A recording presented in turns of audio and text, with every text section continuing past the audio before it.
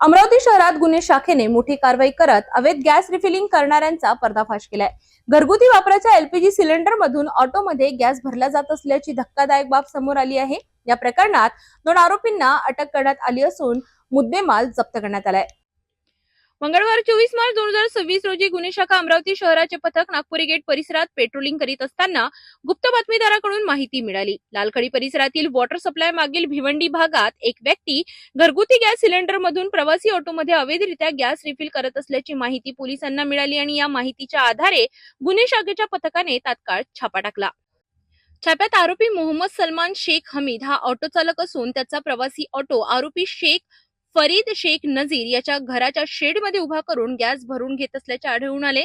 आरोपी शेख फरीद शेख नजीर हा electric motor आणि वजन काट्याच्या सहाय्याने घरगुती एलपीजी गॅस सिलेंडर मधून अवैधरित्या गॅस रिफिल करताना रंगेहात पकडण्यात आला। पोलिसांनी दोन्ही आरोपींना पंचासमक्ष ताब्यात घेतले आणि गुन्ह्यासाठी वापरण्यात आलेली साधने जप्त करण्यात आली।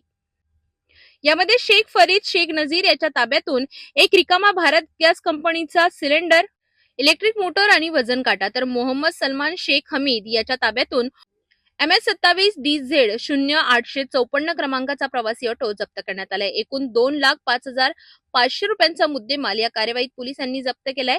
ही संपूर्ण कार्यवाही पोलीस आयुक्त राकेश ओला यांच्या मार्गदर्शनाखाली वरिष्ठ अधिकाऱ्यांच्या उपस्थितीत गुन्हे शाखेच्या पथकाने यशस्वीरित्या पार पाडली। अवैध गॅस रिफिलिंगमुळे मोठा अपघात होण्याची शक्यता असते, त्यामुळे अशा प्रकारच्या बेकायदेशीर कृत्यांवर पोलिसांनी कडक कारवाई सुरू ठेवली आहे। नागरिकांनीही अशा प्रकारची माहिती तात्काळ पोलिसांना देण्याचे आवाहन करण्यात आले आहे।